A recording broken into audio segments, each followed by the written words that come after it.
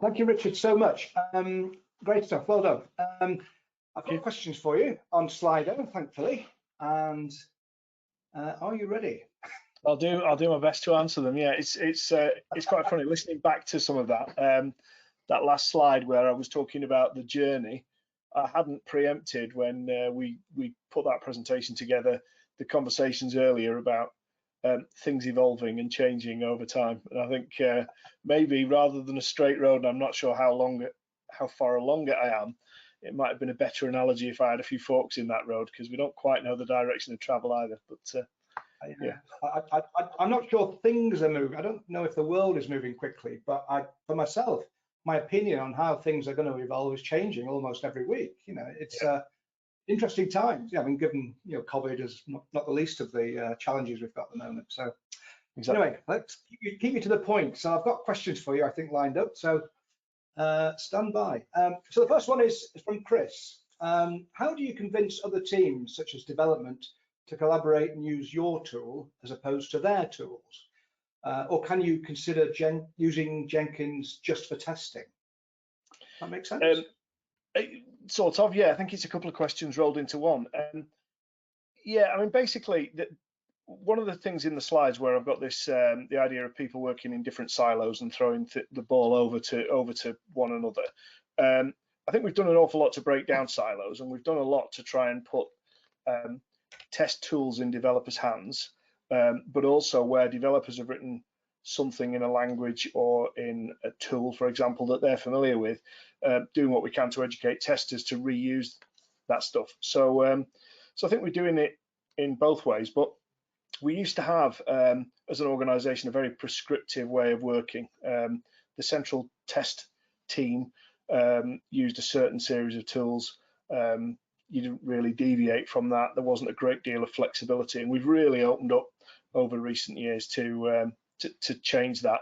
So we've got a much more open policy where anybody can, within reason, use any tool. I mean, obviously, it has to pass security checks and all those obvious things, but we're far more open than we've, I think, ever been. So I think it's a bit of a two-way street. We've got tools that are traditionally used by testers and not developers, which we're handing down to people. A good example of that would be something like UFT Developer, where perhaps people who've used object recognition or something like that in UFT are passing it back to developers who are starting to look at that and do things within their own IDE. But things are going in the opposite direction as well. We've got things that have been written by developers which are being used for testing. Is an environment up? Does an API respond when we want it to? And if so, then run a subsequent test, that sort of thing. And I think he also asked if Jenkins is just used for testing, and no, it came to us really from our DevOps teams who were using it to drive urban code deployments and things like that into test environments, for example. And it was really, I think we piggybacked off them. So the fact that they were using it to build and sanity check environments meant that we then jumped onto what they were doing and started adding testing on the end like a bolt-on. Yeah. Okay, yeah, I get that. Next one is anonymous, I think. How do you manage and maintain Jenkins and other open source tools? Yeah, it used to be quite difficult. It's getting easier. I mentioned something in my slides about we're using Nexus. We used to struggle because, as you can imagine, in any particularly financial organization, security is key. And by default, a lot of people can't go to a lot of external websites. So, for example, if a new plugin comes out, just downloading it and sticking it somewhere in the bank, untested and has security implications. So that sort of thing has been difficult in the past. I think it was probably the biggest obstacle to us adopting open source tools and sharing code with other people around the world. That's to a certain extent changing because we're using things like Nexus so that we can have an environment internally which pulls down all the relevant libraries, does the security checks and so on, and helps keep things up to date. I think like a lot of people, when you start to introduce technology like Jenkins, everyone thinks it's a good idea. Within minutes, you've got 10 departments who've all got their own Jenkins server, and they're all slightly different, and they're all using slightly different plugins and things like that. So that has been difficult in the past, but I think by using things like Nexus, we're able to keep things a little bit more standardized and up to date. Yeah, I can't say I'm familiar with Nexus. What does it do for you? Again, this is something that was set up. I mentioned in the presentation we've got 3 teams. So I'm in the sort of quality engineering part of the bank, and it was the DevOps team who set it up. So apart from the fact that I can browse to it, and it's got a list of dozens of libraries, Python libraries or JavaScript or all sorts of different frameworks and things that are in it. And one of the things that's in it also is Jenkins plugins. And so I know that I can point a newly built Jenkins server at a particular URL. And when I want a plugin, it goes there for it, almost like a proxy, rather than going to the potentially untrusted outside world for it, because the Nexus box is secured and software's tested for vulnerabilities. Code, isn't it? So yeah, I'm with you. Sorry, I hadn't realised that. Okay, next question is another anonymous one. You mentioned multiple tools in use at Lloyd's. How do you choose tools for automated testing? Yeah, I mean, there are lots of tools. I mean, my boss did a presentation probably a few months ago, and there were dozens of logos on it, and he said that's definitely not representative of us. There aren't enough icons. There's not enough space on a PowerPoint to get all the icons on. It's probably easier to say what tools don't you use than what do you use.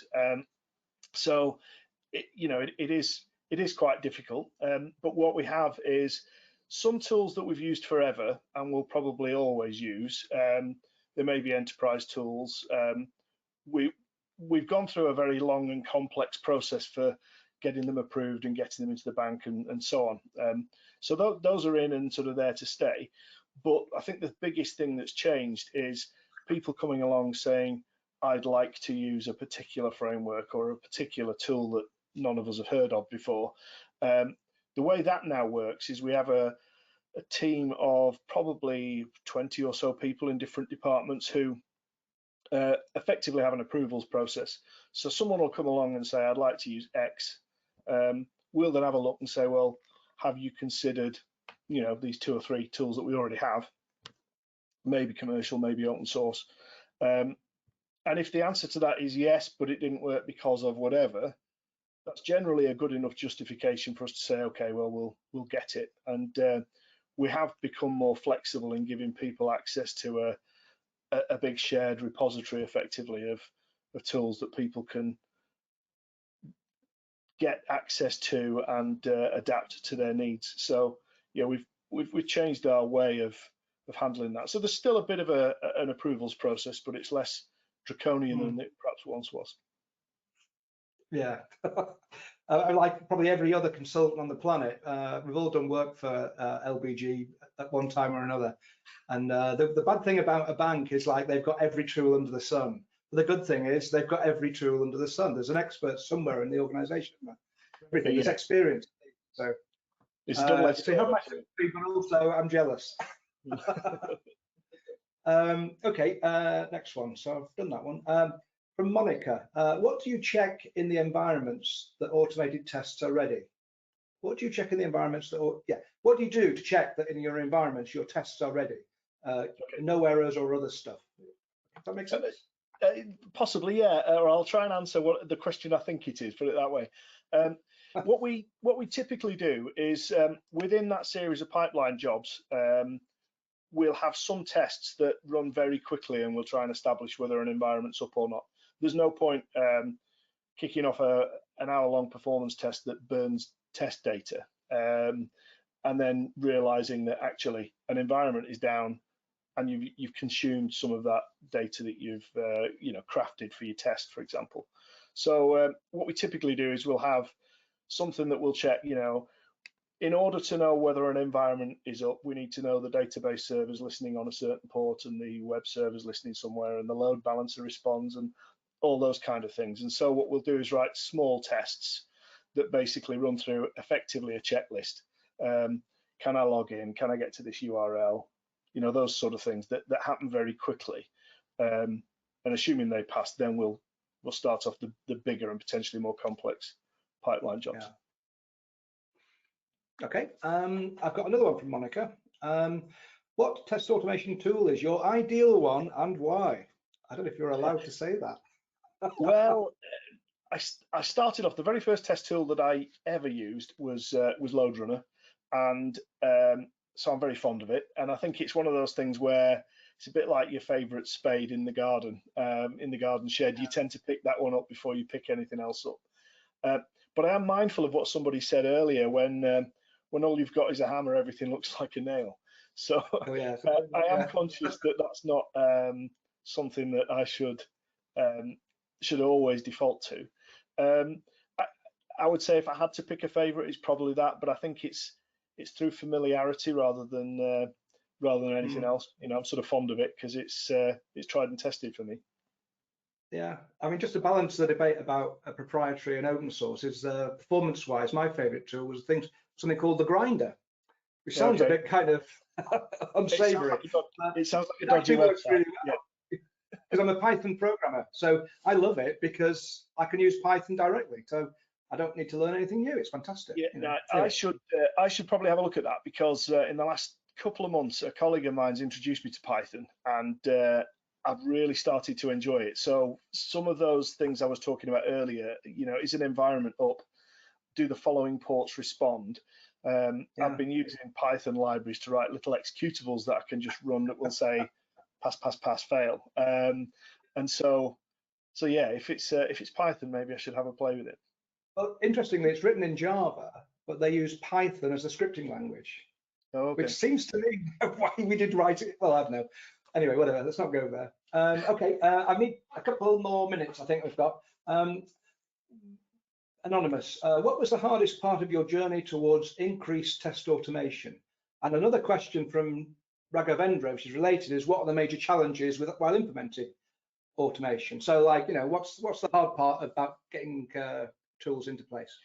I think the hardest part initially was the IT security side of things. You know, there's an awful lot of libraries and plugins are obviously there on the internet. I mean, it's fine at the moment. Working from home, I can do test things on my home PC and then try and reproduce them on at work. I think initially it was those sort of security problems. The fact that I need a plugin, so I go through the process of downloading it, virus checking it, getting it uploaded into the bank and installed on a server, and then it says, oh, I can't start because I've got 2 dependencies. So you then go and get the dependencies, and things like that can be quite difficult. I think to a certain extent those are now resolved by the fact that we've got this quicker way of getting things from shared libraries and repositories and things like that. So that was probably the hardest thing. And I think the other thing is more of a cultural thing. The more we automate, the more testers think they're going to be out of work. And I think that initially there was quite a bit of resistance. People thinking you're just going to do me out of a job. I think AI is going to be the next thing that does that. But I think in reality the experience that we've seen is what it does is it frees you up to do less of the dull, repetitive things. You can leave your test lab doing its thing, running automated tests when a new build happens, for example, and then concentrate your more inquisitive mind on interesting things. So yeah, I think 2 things really: cultural and security were probably the 2 big things. Yeah, I've more to say on exactly that in my talk, so if you're interested, but I won't expand on it right now. It's 16:45 now. So Richard, thanks ever so much. Really enjoyed that, and nice to talk to you as well. Yes, I do. It's a long time since we've met, so nice to do it virtually. I can't think when we did meet. I mean, oh God, one of your test TMFs. TMFs in London. Yeah, so it's some time ago, I think. We're both still alive, which is a good sign. Yes, yeah, that's right. Take care. See you soon. Thanks. Bye.